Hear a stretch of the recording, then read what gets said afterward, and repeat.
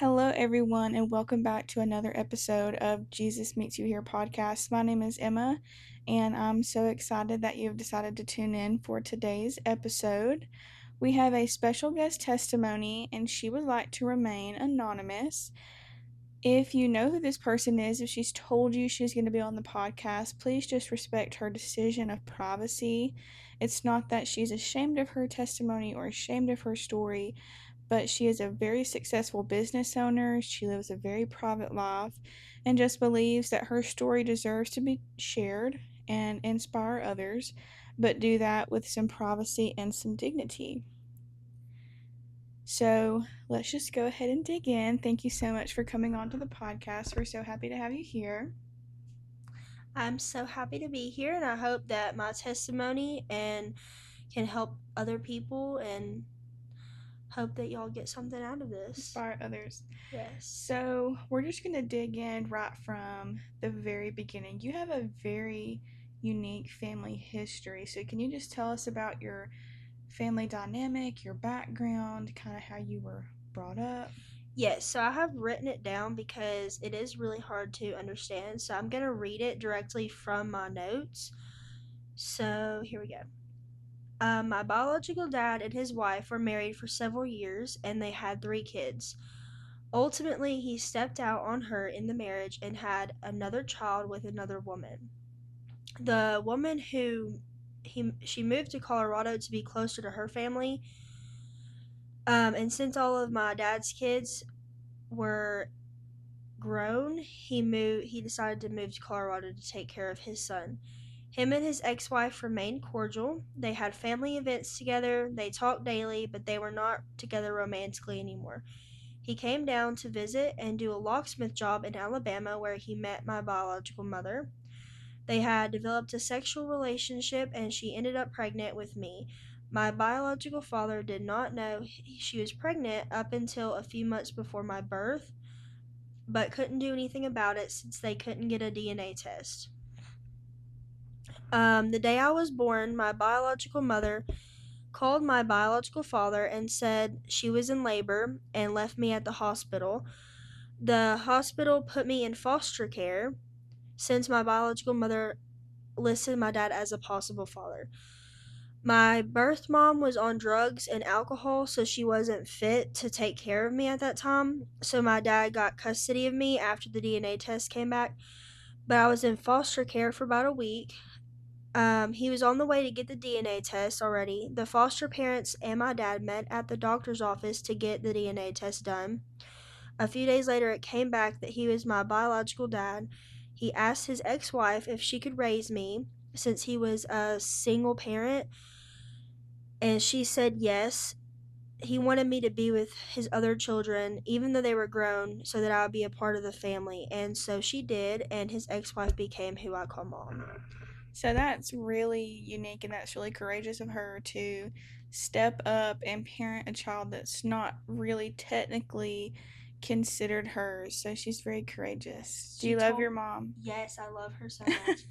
She told me today, I called her, and she told me today that she wanted me to add this, that if people's infertility journey ends in adoption, she said to say that she has 3 kids of her own and adopted me. She does not. She thought it would be different, but she said it's not different at all. She loves me just equally as she loves her other children. She feels like she gave birth to me even though she didn't.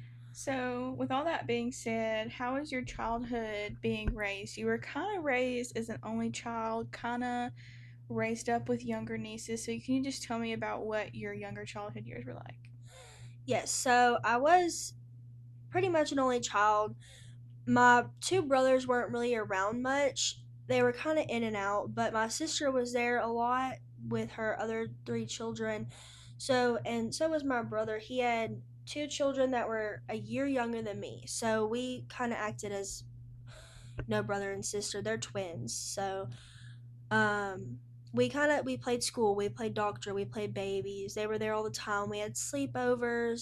So there were some, like, days where I was lonely and I had no one to play with, but definitely developed an independency, playing by myself. So your nieces and nephews were kind of, I mean, a year to like 4 years older than you. So Mm-hmm. you had age differences, but you always had them around. Yes. My oldest one is about almost 10 years older than Your me. nephew. Yes, my Okay. nephew is about the oldest one, so my mom's first grandchild is about 10 years older than me. The youngest one is a year younger than me. So you say like you had a pretty well-rounded childhood. Yes. Where did you go to school at? I went to a private Christian school. Um, so yeah. Did you enjoy your Christian curriculum? Do you wish that you would have been put in private, like public school, or did you enjoy where you were going to school? I did enjoy it, yes. So we had our normal like history, math, science, all the normal stuff, but then we had like Bible as well. Like Bible? Excuse me. So we had Bible added on to that, but our classes were really small. So it was like K3 through 12, Mm-hmm. 12th grade, but it was like 12 to 24 people. So it was really tiny. Really tiny. Did you enjoy the Christian curriculum, like growing up and having those Bible classes? Did you feel like it made you a better person or just well rounded? Do you feel like it would have been different if you were in public school? Yeah, it kind of jump starts your so the difference between Christian and public there's a lot of stuff that's going on that's not Christian. And I mean in the school I went to, it really there is a lot of stuff like that, but since we have that Bible curriculum, it kind of jumpstarts a lot of people. Well, it did for me. Jumpstarts your faith.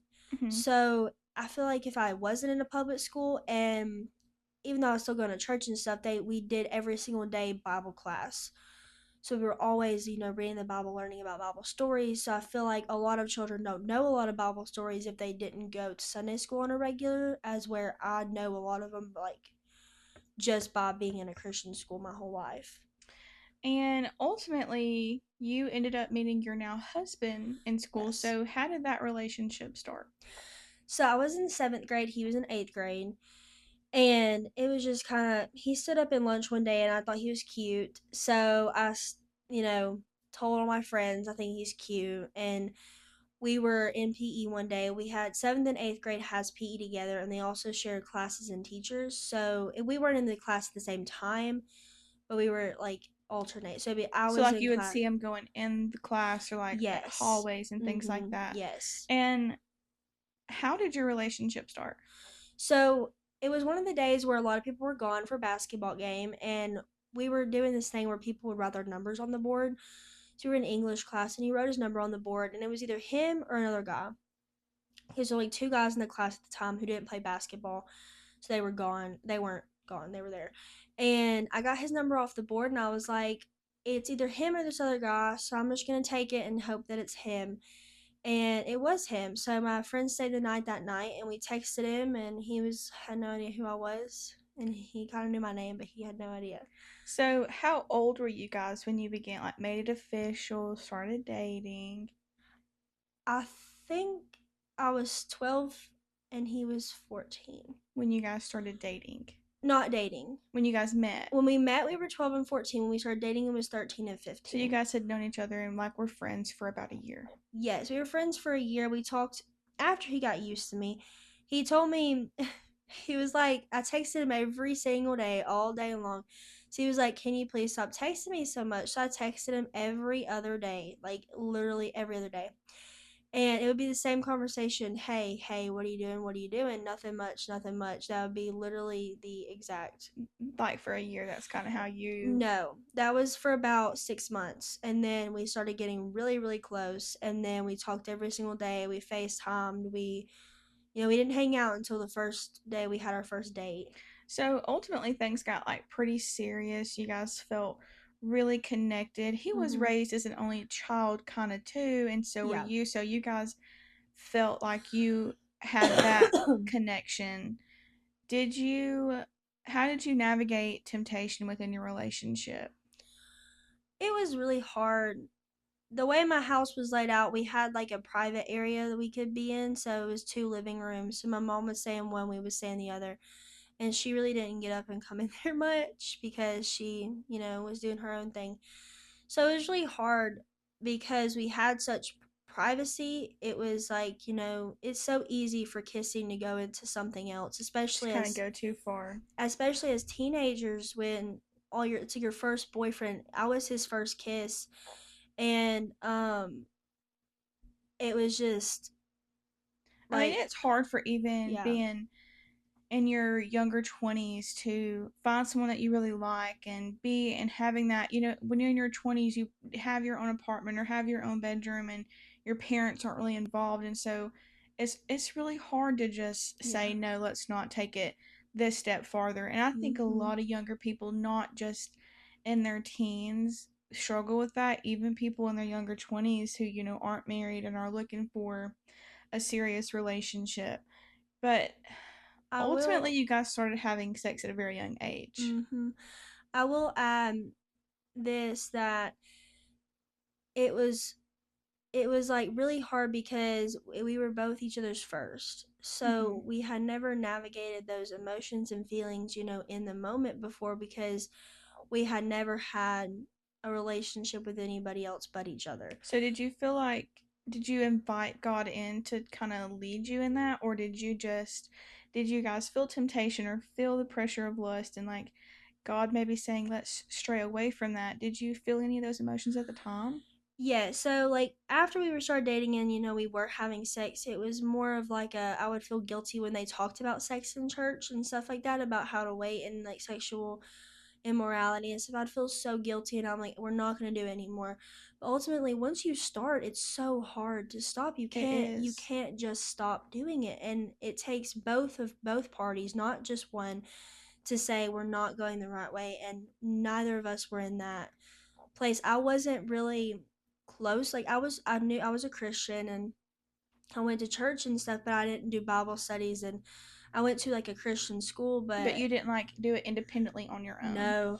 And I feel like it might have been also hard because you guys both have siblings that are way older than you. Mm-hmm. So if you were to like share with your sister or share with an older niece or nephew, like, hey, I'm having these temptations and I'm having these thoughts, and we've already begun having sex, and I need some guidance. Mm-hmm. You probably felt a lot of pressure, like, hey, if I reach out for help, I'm gonna get in trouble. Did you feel Yes. pressure in that way? Yes. No one knew but my best friend, and she was also having sex with her boyfriend at that So time. like she didn't have Mm-mm. those thoughts either of like we need to stop. Okay. No. We both talked about it together, but like we knew we were doing something wrong, obviously, because our parents had instilled in us that we were not supposed to have sex until we got married. And I wore a purity ring. Like my dad bought me a purity ring when I turned 13, so I was wearing that until we ended up having sex. But it was like I feel like I couldn't go to any of my siblings or any of my mom or my dad, because I knew I was gonna get in trouble, Yeah. and I was scared That that he might get in trouble and we would have gotten we would have gotten in trouble. so ultimately you got pregnant at a very young age. How Mm-hmm. old were you? I was 14 years old when I got pregnant. So how long after you guys started dating did you have sex, and then how long after that did you get pregnant?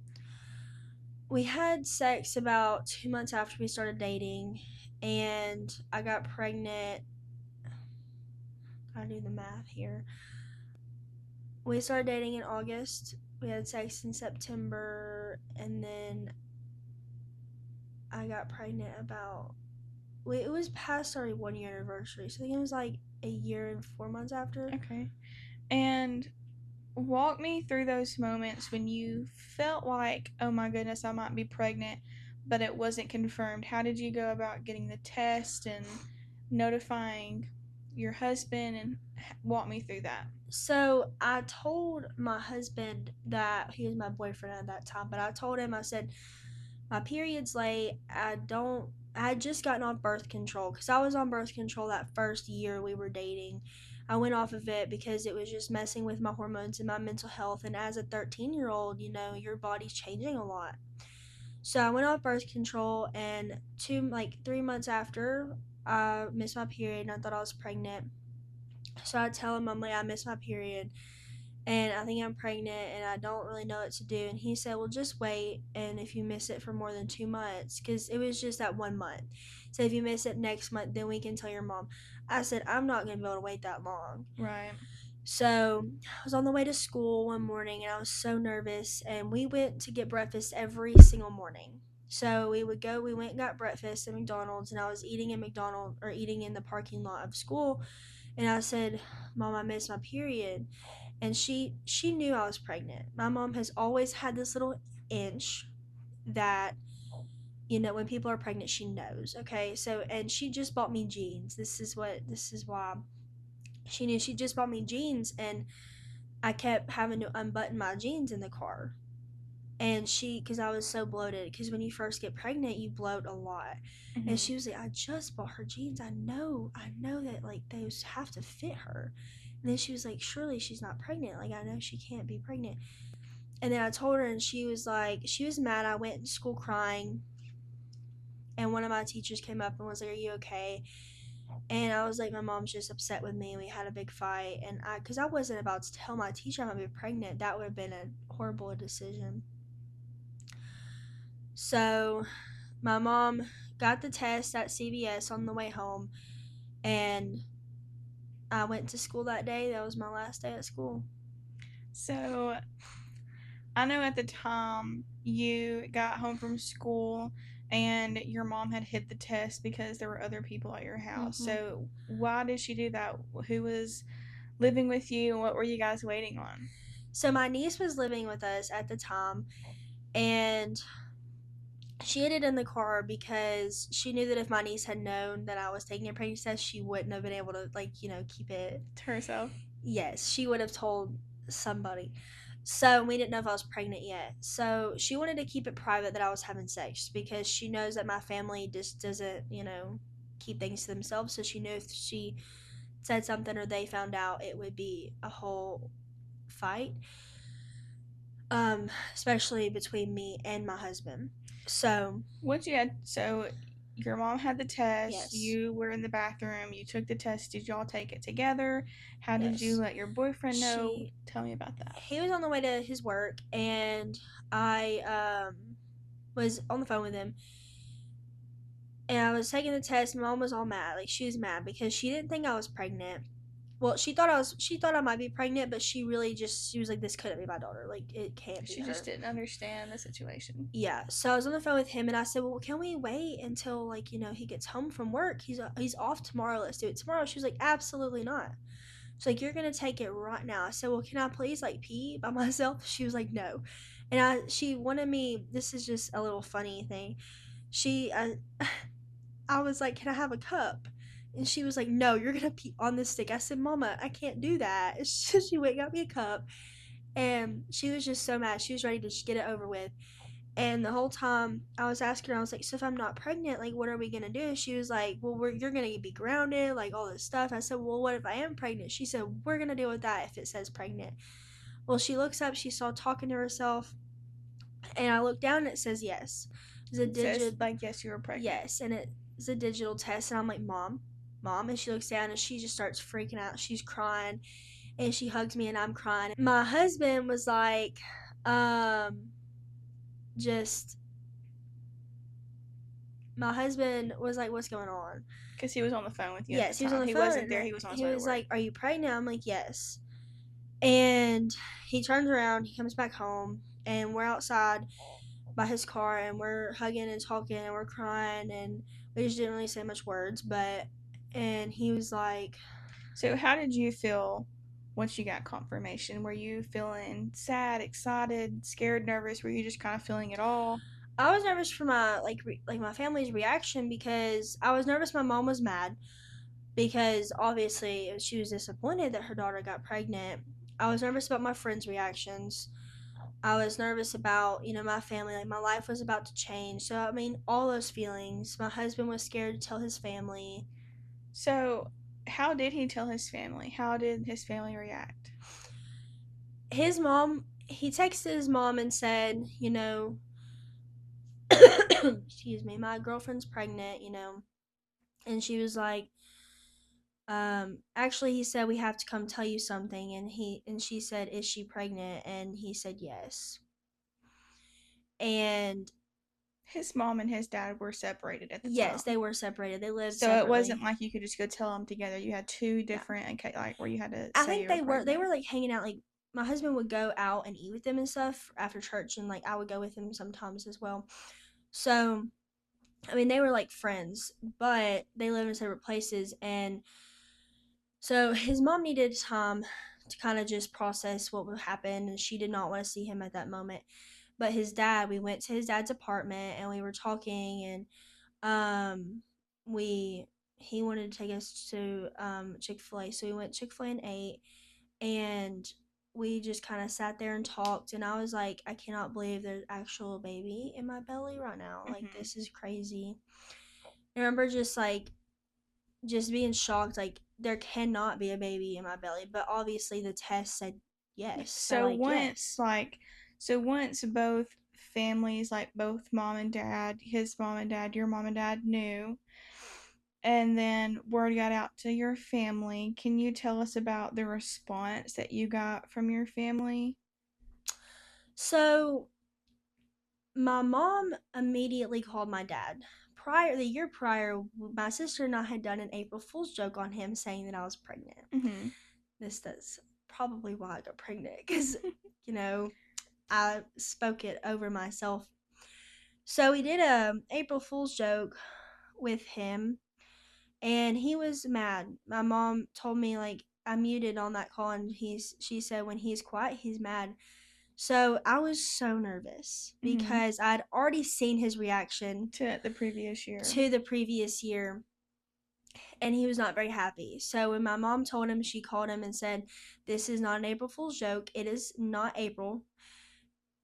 She's pregnant." So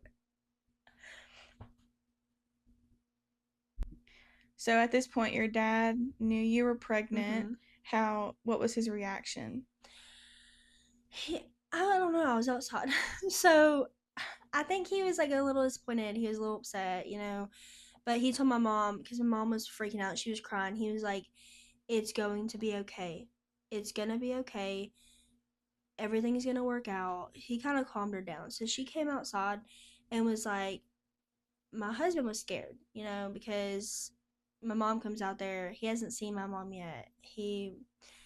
And she makes a joke. She was like, "I'm gonna kill you." And my husband was like, "Okay." So after that, how did your like siblings, nieces, nephews, once it all came out, what kind of feedback did you get? So I have two brothers and one sister. My two brothers were just kind of, they were just like, okay, I hate that. They Not didn't, much they could do yeah, about it, right? they didn't call me. My sister did call me. And she was like, I can't believe you're having a baby before you can even drive. And I was like, yes, I know. She's like, this is going to be really hard. And I said, I know. And then I think it was a couple weeks later, she was like, can I have your baby? Can I raise it? I was like, no, And you're she not. meant that in all seriousness. Yes, she wanted my child. And Yeah. I was like, absolutely not. I'm going to raise my child. So they were kind of mixed emotions. Some were upset, some were really happy. Did you have anyone that was just really excited and just really happy for you during those moments? Yeah, so my niece, she was like really excited. She was working at Cracker Barrel at the time, and she got the call from her mom, which was my sister, that she said, you know, she's pregnant. And she was she called me and was like, "Are you pregnant?" And she had awful service. So like, where she could not I could not hear her, she could not hear me. So she was freaking out. But then she got home, and she was like jumping up and down screaming. I was like, "Girl, you need to calm down. This is not like, I'm not happy. Like, I'm happy, but I'm not really like happy." And she goes and gets her stethoscope and was trying to hear the heartbeat. And I was like, "This baby is the size of a sesame seed. At Like, that you." point, you didn't know it, but you were only 9 weeks pregnant at the time. Yes, yes, I was. So, I mean, We tried that a lot throughout the pregnancy, and we were never successful. Like, we could never hear the heartbeat. So, tell us about the picture you guys made when you first found Yes. out. So my niece came home, and I had this little picture board where you put like letters on it. So on the board we wrote baby and then my husband's last name because I knew that she was gonna have my husband's last name. Mm-hmm. So we wrote that on it, and then we got a onesie out of like my closet that I used for my baby dolls when I was little. And we got two onesies out, and we were using them. We took pictures, and I really liked those pictures because even though we looked so young, we were not put together. We were like literally sitting in my bed doing it. It was like it was beautiful because I love looking at them. And when my daughter gets older, I'm gonna show her those pictures. And But like even in those hard moments, you were trying to find the joy in yes, all of it. So even with all the challenges, you guys were ultimately nervous but excited. You didn't feel. Did you feel more excited than scared for your future? Just like ready to see what God had in store for you? yeah, I was really nervous because since I was in a private Christian school, I was gonna have to most likely find a different school and all Face that those stuff. challenges. Yes. So, So your school ended up, they did decide to end your enrollment because you didn't represent the values that the school represented. How did that make you feel? that day, kind of the next day after I found out I was pregnant, we went to my doctor and got another pregnancy test done because we had to confirm it with my doctor. Mm-hmm. So, and what is weird is that my doctor, if they have, because this is my pediatrician, if they have a pregnant patient, they have to like you're emancipated from that doctor now, so you So have to you have to find an find another doctor. adult doctor. Yes. So I did get pregnant, or I was pregnant, because the lines were really, really, really dark, like Mm-hmm. equally dark. And so my mom on the way home called my school and was like, my daughter's pregnant, and I was wondering if she could finish the year out online. They said, we'll get back to you about that, but probably not. And so, because in the rules it states if you do drugs, drink, or get pregnant, you will be expelled. So that's what had to happen. So that day, I go and get all my stuff out of my locker, and I told my friends. My friends knew that I was pregnant because I was at that time I was in a close circle. It was me and four other people, or yeah, me and four other people. So they all came out and they were talking to me, and I went and told two of my teachers that I was close to about my pregnancy. And obviously they were shocked, and I mean my whole class was shocked. So did they all find out that same day, or did it like all eventually come out once your enrollment was ended? Um, Or just kind of like word of mouth? Word of Like, mouth, pretty yeah. much.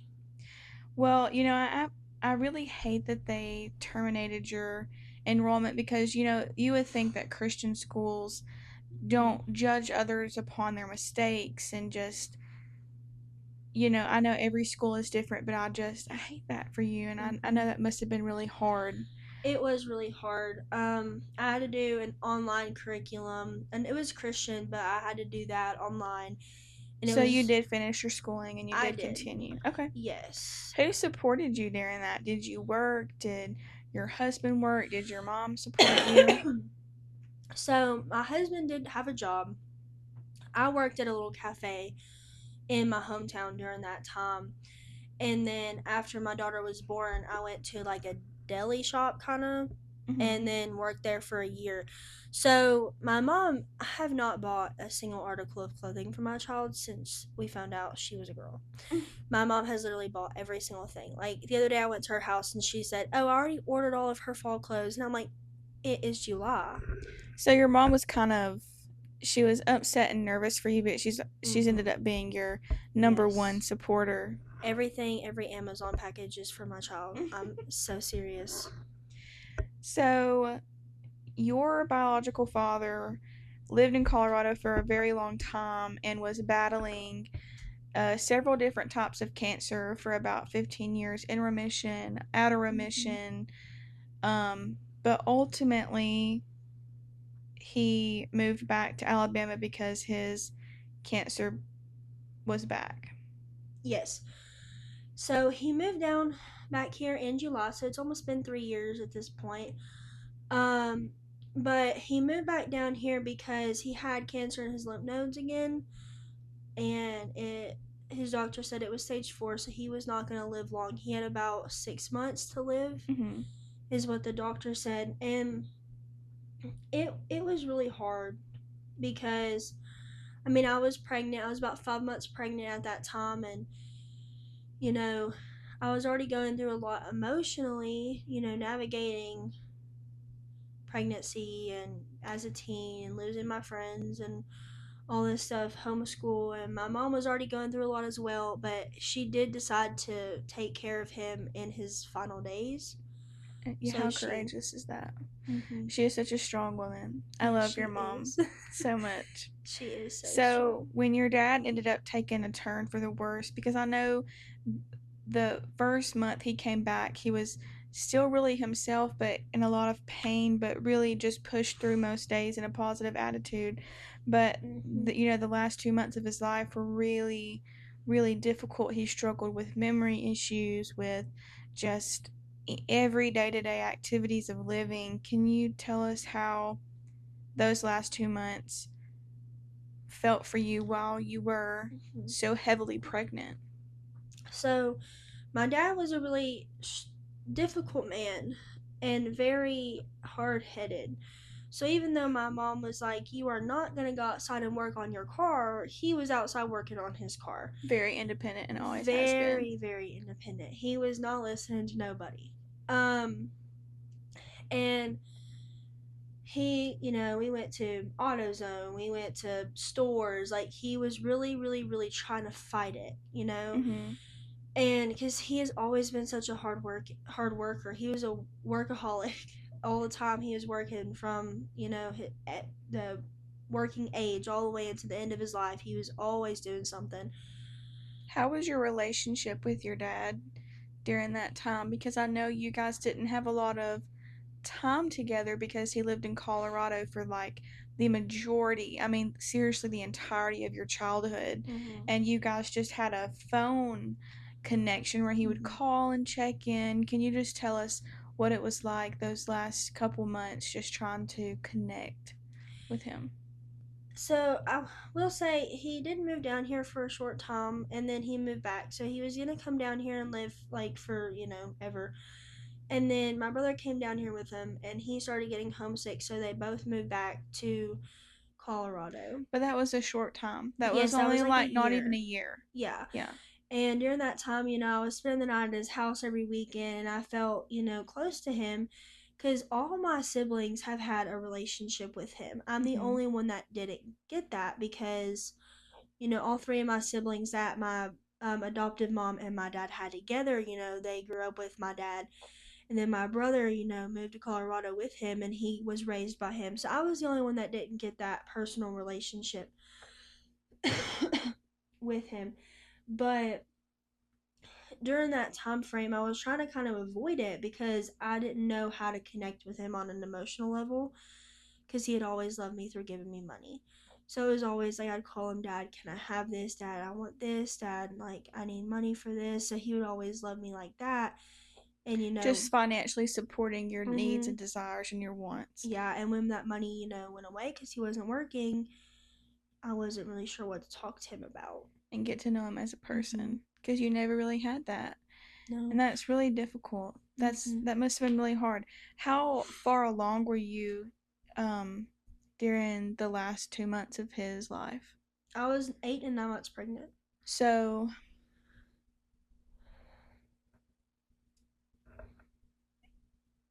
so you were 9 months pregnant when he passed away? Yes. How difficult was that to get through? It was hard because obviously your emotions I don't really remember a lot of it because I was just so zoned out. I was trying to block it all out. Yeah. I was, out of it. I had a huge baby bump. I was just pregnant as can be. So your dad did pass away. Tell us about those final moments you had with him.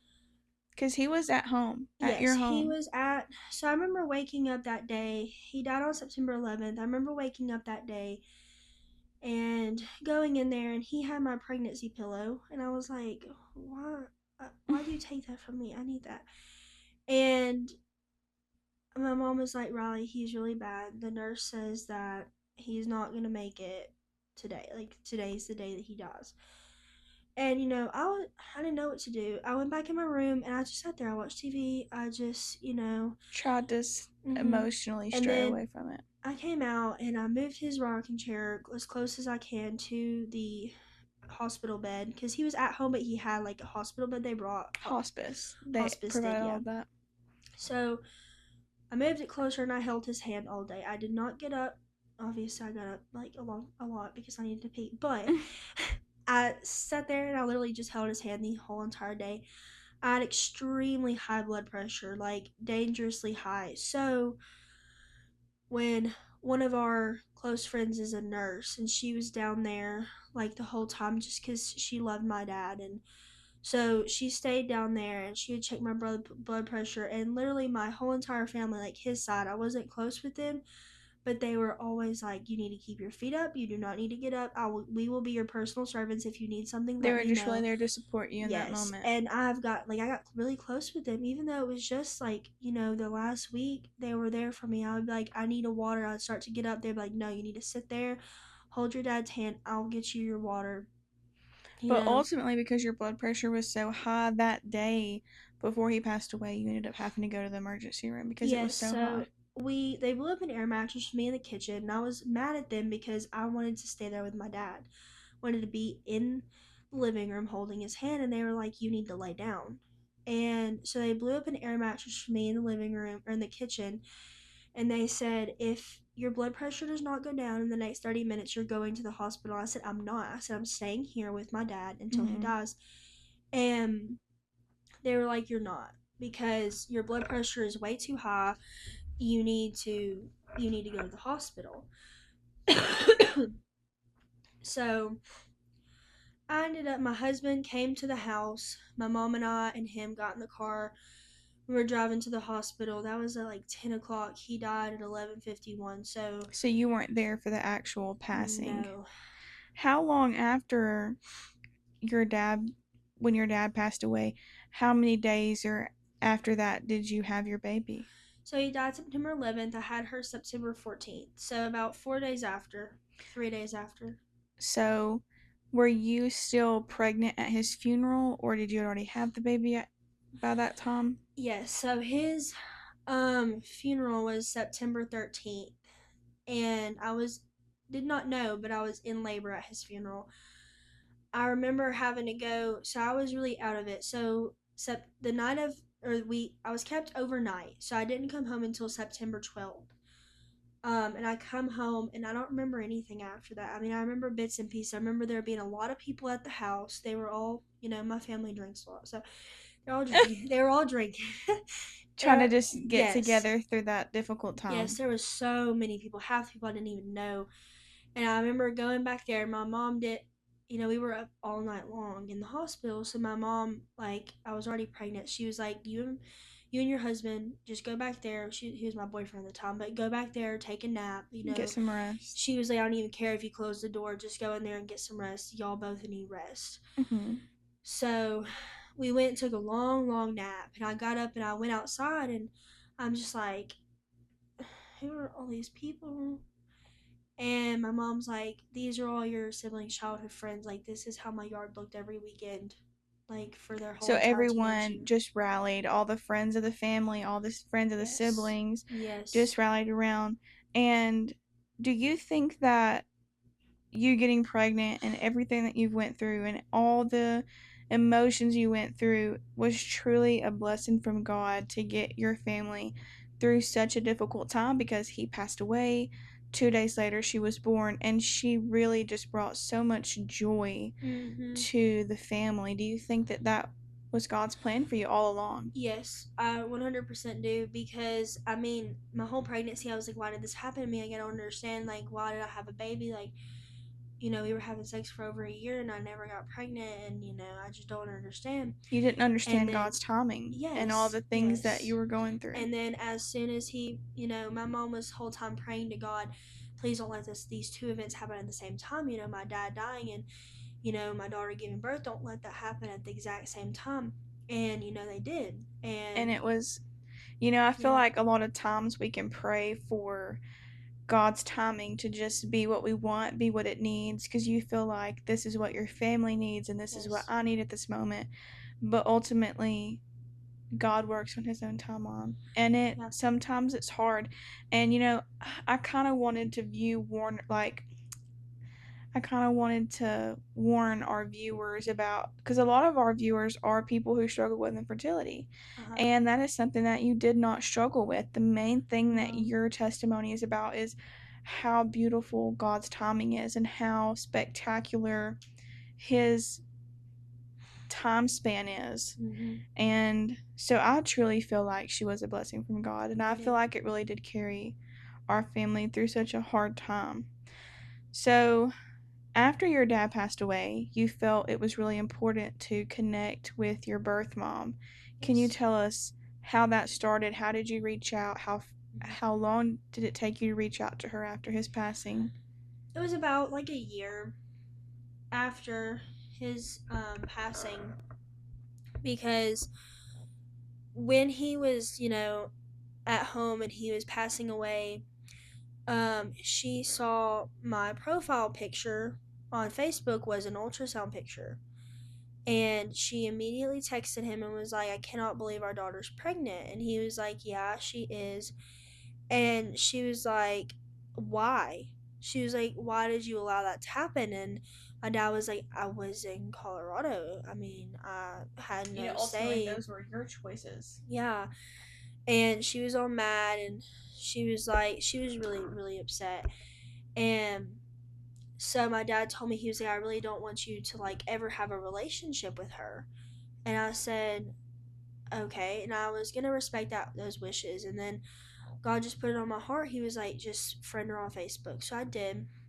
I friended her on Facebook, and a few hours later, she friends me back, and she texts me, and she's like, "Hey, honey, I just want to let you know I love you, and I've been waiting my whole life for this, and I really hope that you're ready to have a relationship with And me." during this time, she was sober. She Yes, had been she's sober for how long? like 16 years. So after she put you up for adoption, she really just turned her life around Yeah, she had my brother after me a year after, so I think she got sober right after he was born. and just kind of changed Yeah. her life for the Mhm. greater good. Yes. Um, but she ultimately ended up in liver failure, Mhm. non alcoholic liver failure, to Yes. mention. She didn't pass away from any alcohol problems. Do you wish that you would have connected with her sooner? Yes.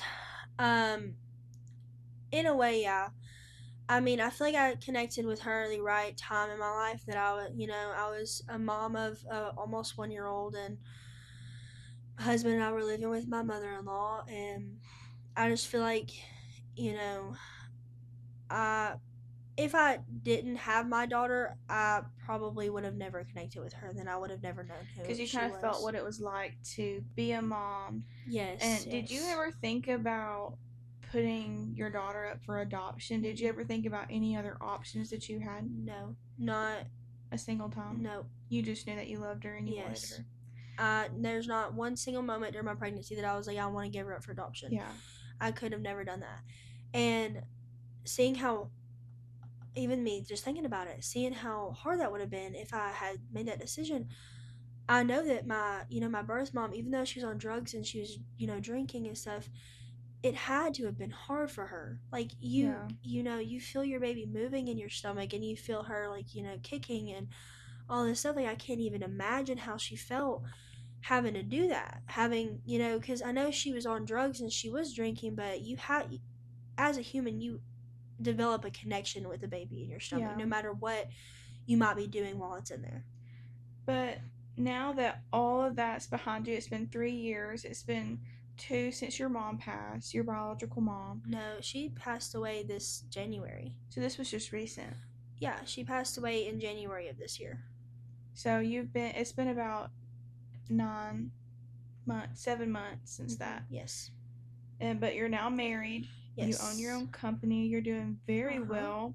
If you could give the younger listeners any advice about sexual temptation, young motherhood, just anything about your journey that you wish you could share with someone and maybe make an impact, what would you say? I would say try to stay away from sex as much as you can, because I do regret having sex. Even though he did become my husband, I do regret having sex because our wedding night and just our marriage would have been a lot better if we had waited. We would have been able to connect on a emotional level, not just a physical level.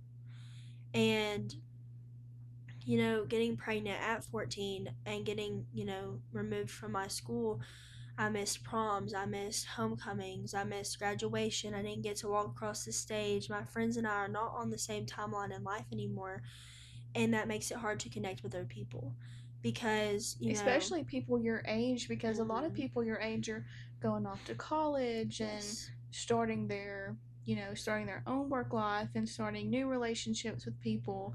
Do you feel like you and your husband would have got married if you wouldn't have got pregnant? Probably not. You feel like you kind of probably would have strayed away eventually with him being exactly 2 years older than you. Y'all have the same birthday, but he would have went to college 2 years before you. Yes. And you still would have been in high school, and none of that would have been the same. But do you feel like this was God's plan for you?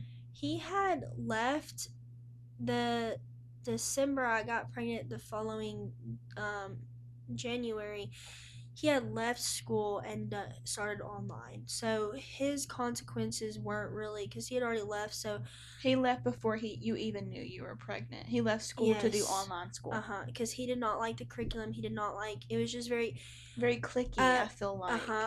A Christian school is very, very like drama. There's a lot of drama because there's you follow each other on Facebook and Instagram, and friends of friends of friends. It's like someone did this last weekend and everyone knows, and even though it might not be small, true. Yeah.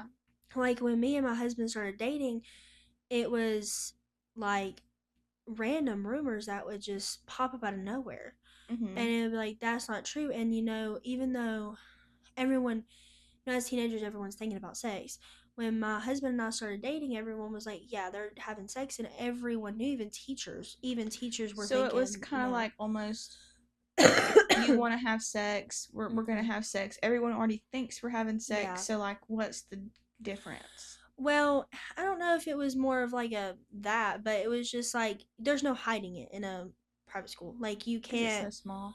It's so small. Like even if you tell your best friend, like if your best friend tells like her mom or something, her mom's gonna tell other moms, and their moms are. It's like it's very, very small, and that can happen in a big school, but it's not as likely. And when I got pregnant, even people from other schools knew that a girl from my school got pregnant. Yeah. Like even my nieces and nephews were saying like, I heard about you today at my school, and it was a public school. So like, because they have, people at my school have friends from other schools. Like it's just.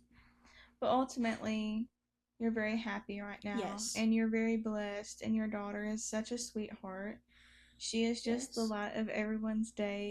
She can put a smile on anyone's face. She is. But she's so spoiled. It's so hard to tell her no. She is such a true blessing to the family. And I think we are just, looking back now, she is just the best thing that's ever, the best thing that's ever happened. Yeah.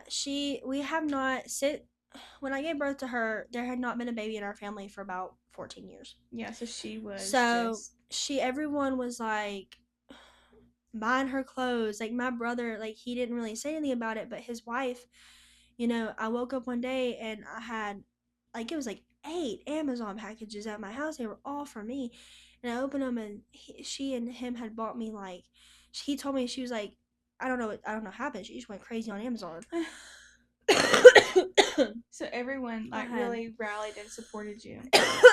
Yeah, diapers, wipes, like in my baby shower, and it was like it was crazy. So is there anything else that you want to say to our viewers that may be listening?